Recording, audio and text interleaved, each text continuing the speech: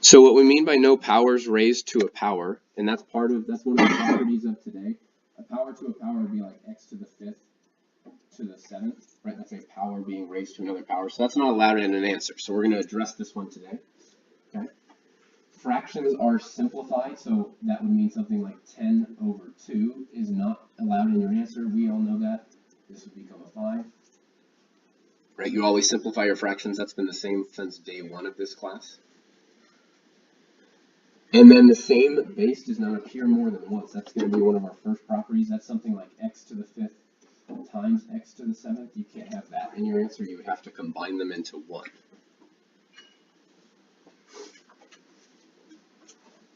All right, so those are our simplifying rules. Yes?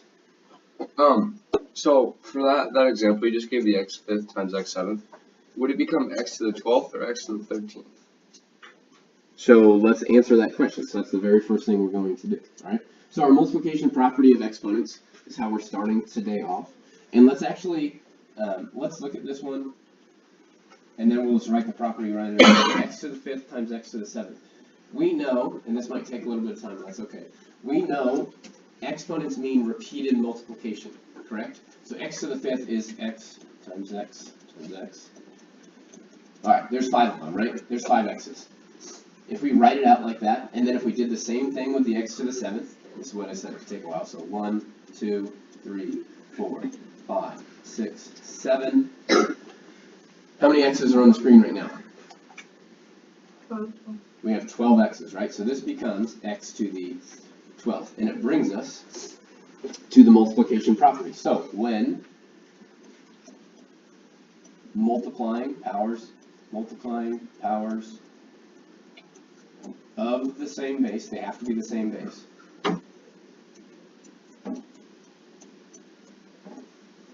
Add the exponents. Okay, that's our property. Now, some people, instead of writing it out like in words, some people would rather have an algebraic way to write this, and so we can write it using b for base. So if your base is b, your power is an n here, so b to the n times b to the m would be b to the n plus n. That's what it would look like algebraically, right? If you'd rather just write it in words, then just write it in words. You don't have to write it out algebraically. So when you multiply powers of the same base, what do we do, everybody? That was enthusiastic. We add the exponents. My throat hurts, so I didn't say that. All right, here we go. First example of the day. All right, Luke, can you help us out, please, with this first one? 3 to the 3rd times 3 to the 5th becomes? 3 to the 8. Yep, don't multiply these. Don't multiply it out just because that would take so long. Shyla, x to the 4th times x to the 7th becomes? 6 to the 10th. All right, Timo, b to the 3rd times b to the 10th? 2 to the 10th. All right, now, even if there's 3 of them, or negatives and 0, you still just add the exponents, right? That's all we're doing. Carter, what does this add to for part D? A to the 2nd. A to the 2nd. So don't worry about like writing this as 1 over a. We can just add the exponents still, right? So negative 1 plus 3 is 2, plus 0 is still 2. All right. Now, with something like this, if it makes it easier, you can remember, order doesn't matter in a multiplication problem. So you could rewrite this as 4 times x cubed y to the 2nd, y to the 2nd, right? And then, Abigail, what would that simplify into? There you go. You'd only add these two together. Same thing, if it makes it easier, you could rewrite this. Now, this is all a multiplication problem, so everything is being multiplied together. So you could rewrite it like this if you wanted to, right? Where once again, it's all multiplication. There's no addition or subtraction here. The only addition or subtraction is in the exponents. Lexi's not here. Zach, did you come up with an answer for part F? No. Would it be like 2x to the 6th, y to the 4th? Only thing we need to change is that number in front. What's 2 times 3? There you go. So numbers are just regular numbers, right? We're still going to multiply them. Yeah. Why wouldn't E be x cubed times 4y? That's the same thing. Oh. Right, order doesn't matter, and typically we write numbers in front of variables. Okay. But yeah, it's the same. All right, so that's our multiplication property. All right, so then our power to a power property, that would be something like x to the third cubed. If we were to write this out to come up with a power to a power property, exponents mean repeated multiplication, right? So this would be x to the third times x to the third times x to the third, right? Because you're doing it 3 times. Whatever's in the parentheses, we're going to raise that to the third power. So 3 times. And then our addition property, or sorry, our multiplication property tells us to add here, so we get x to the 9th. So how are 3 and 3 related? How do you get from x to x cubed? How does that become x to the 9th? What do we have to do? Multiply. Multiply. All right, so Boys. when raising a power to a power, multiply the exponents.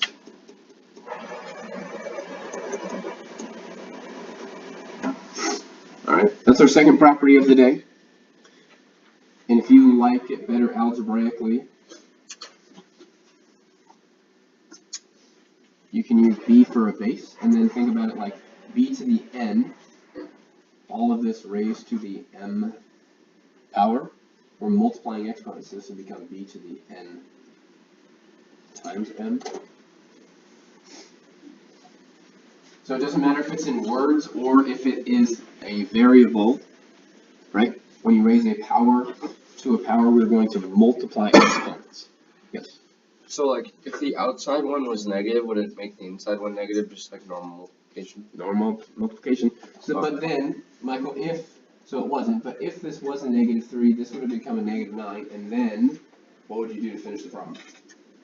You do the 1 over and then next to the 9. Yep, there you go. So if you end up with a negative at the end, you still do what we did before. So you go 1 over x to the 9th, something like that. Right. So let's look at an example problem that puts these to work. Raising powers to powers. Jesse, what do we got? Part A here. 4 to the 8th. Multiply here, 4 to the 8th. All right. Tommy, next one. Y to the 12th. All right. Michael, next one. X to the 10th. All right. Spencer's not here, so other Spencer. 1 over a to the third. All right. A to the negative third becomes 1 over a to the third. And lastly, Eileen, what do we have here for part E? 1. All right. Anything? 0, I thought that was 10. Oh. Oops. Anything to the 0 power is 1, so it just becomes 1 here. All right. So we still have. We've got 2 more properties. So we have what's called a monomial. So a monomial, just think about this as numbers and variables being multiplied together.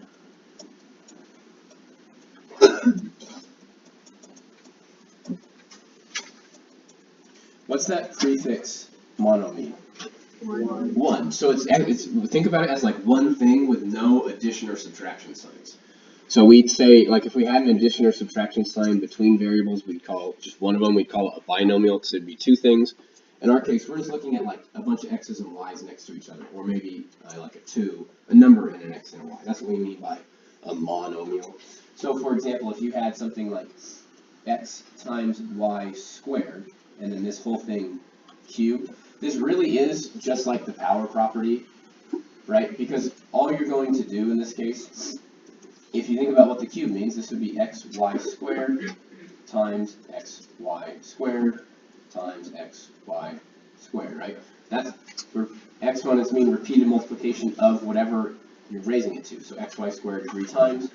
And then we already know from our power or from our multiplication properties, these x's would become x cubed, and these y's would become y to the 6th. Right? So this really is just an extension of the power property.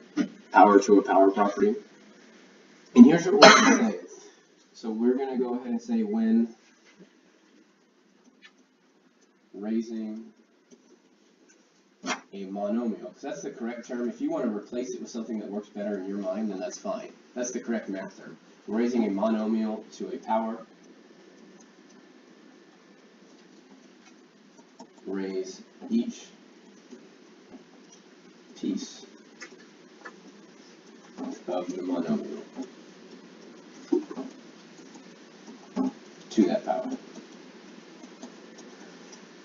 That's a lot there, right? But if there's an x and a y, then raise both the x and the y to that power. If there's a number and an x and a y, then raise the number of the x and the y to that power, right?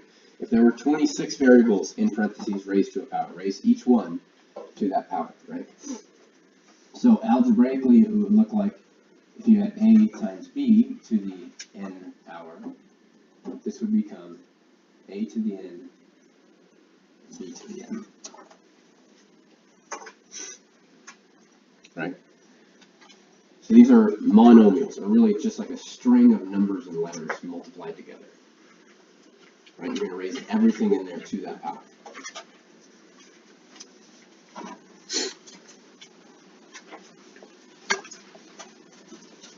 First one, got a squared times b to the fourth power. Anton, what'd you get for that one? I got a to the 8th times b to the 4th. All right. Here, Grace, what about this next one? 2 to the 9 times y to the 6. I think you combined the 2 and the x.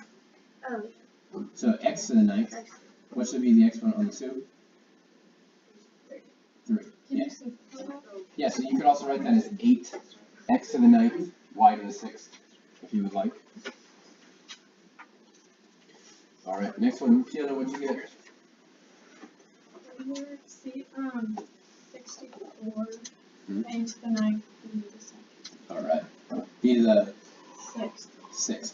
Right, and you can write this as 64. So with problems like these on the final, obviously only one option will be given with multiple choice, but if this was a test, I wouldn't care which one. Like if it was a free response question, 4 cubed or 64 would be a fine answer. Tieran, what about this next one, part D, what'd you get? I put y to the 9th, b to the 15th over 3 to the 3rd. All right, so is the exponent negative here on the 3? No. No, so you can already see that. We're just going to write it as negative 3 to the 3rd power or negative 27. Right, only if there's negative exponents. So that's on part F. We're going to have to do some rearranging. All right, part E. So this still is fits kind of our description of a monomial more or less. Emma, what would this one become? I got x to the 6th over y to the 3rd. There we go.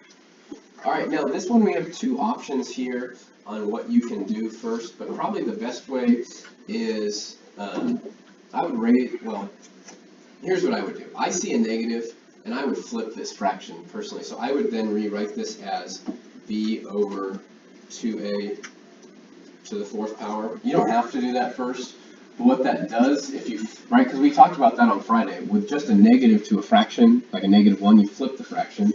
So then it would become this, and then we could rewrite this as b to the 4th, 2 to the 4th, a to the 4th, which is the same answer. Had you raised everything to the -4th power and then flipped your fraction. I just don't want to have to deal with all those negatives. It's the exact same process, but it's kind of nice if you flip the fraction first and then raise everything to the positive power. You get the same answer.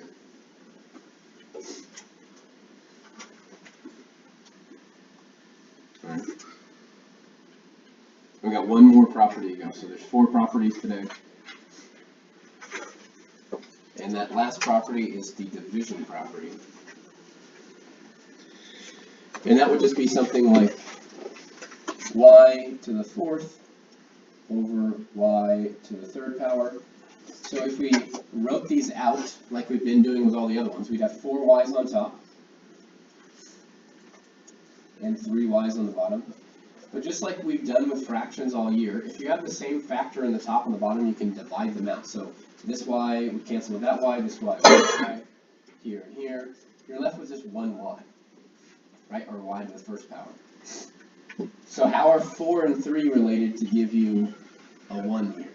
There we go. If you're dividing them, just We subtract the exponents. So when dividing powers are the same base,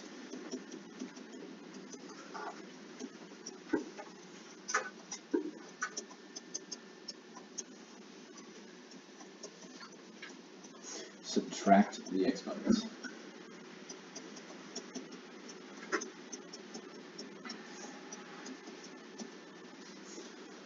Now I want to flip this one and look at that option as well. So if we looked at y cubed over y to the fourth. So using our property, if we have powers of the same base and we're dividing them, we subtract the exponents. That's clearly what we have going on here. And so think about it, you're always going to, when you do the subtraction problem, always go top minus bottom. So what is 3 minus 4? -1. It's -1. So when you're doing your subtraction problems, if you end up with a negative, you would get, this would be y to the negative first. But we can't have that, so we would write this as 1 over y, right? And that makes sense because there's 3 y's on top and there are 4 y's on the bottom. So if you were to divide it out like we did here, you should have 1 y left over on the bottom, right? So when you do your subtraction, if you get a negative, that's telling you place it up in the denominator, okay? Algebraically, this would look like b to the n over b to the m. You subtract exponents, so n minus n. Right, that's what it would look like algebraically. We have it in words, we have it in variables.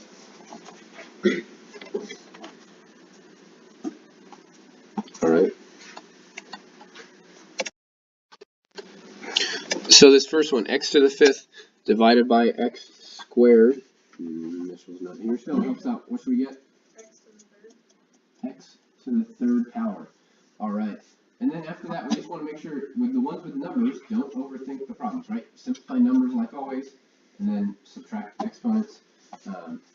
Abigail, what did you get for this next one? 5. 5. What about the x's? Oh, this is x to the eighth and x to the third. It's supposed to be my fault. X to the 5th.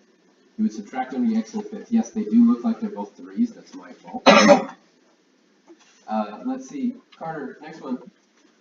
X to the negative fifth. And so we write our answer as? 1 over x5. There you go. 1 over x to the fifth. Timo, what about part B here? What'd you get? I got 3 times x to the 5th. 3 have x to the what? 5th. Fourth. There you go. 3 halves x to the fourth. And then lastly, Shiloh, what should we get from part E? X to the 3rd over y to the 7th. There you go. Okay, so I want to give you guys about 10 minutes to work on your homework, which gives us about 3 minutes to do one more problem together. I want to do, let's do part C. So don't worry about A and B, right? So I started here, and I want to do this one together. Okay, so write this whole problem down, and then we'll talk about something that looks this involved, right? So a to the fourth, b to the fourth times 2a cubed, b cubed, divided by a to the negative fourth, b to the negative first, and that thing squared. So we're just going to do just part C together.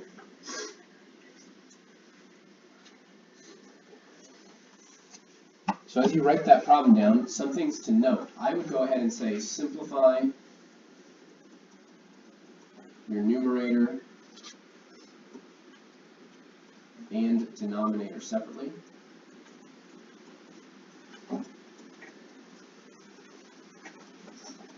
Meaning, okay, take care of the top, take care of the bottom before you try to do anything else, right? So that's the very first thing we want to do. So let's do that. So let's just deal with the top. So what is our new numerator going to be? If we deal with, and this looks like our multiplication property of exponents. If we use our multiplication property just for the numerator here, what's this going to read? There we go. 2 to the 7th, b to the 7th. Okay. Because we are adding exponents, so 4 plus 3 is 7, 4 plus 3 is 7, and we normally write the number up front, so we write the 2 in front. Okay. Now, let's deal with the denominator. What's this one become? If we use our power property, we're breaking this one into steps. We probably want to show work here. That's why we're showing the steps here. Michael, this should become? Wouldn't it be a to the negative 8th, b to the negative 2? Okay. Next thing we want to make a note of is I wouldn't try to, don't move these yet, right? I would save moving negative exponents till the end. Save moving negative exponents until the end. And so now that we have a simplified fraction, more or less, now let's keep going. So using our division property now, so we've used almost everything, actually this problem involves everything we talked about today. Is anything going to happen to the 2? No. Okay, so our answer is going to have a 2 in it. Now, using our division property, what is 7 minus a minus 8? 15. Okay, so we didn't actually have to deal with the negatives because that becomes a positive 15. And then what's 7 minus a minus 2? What is it? 9. B to the 9. And that's our answer. So we actually didn't have to deal with any negatives.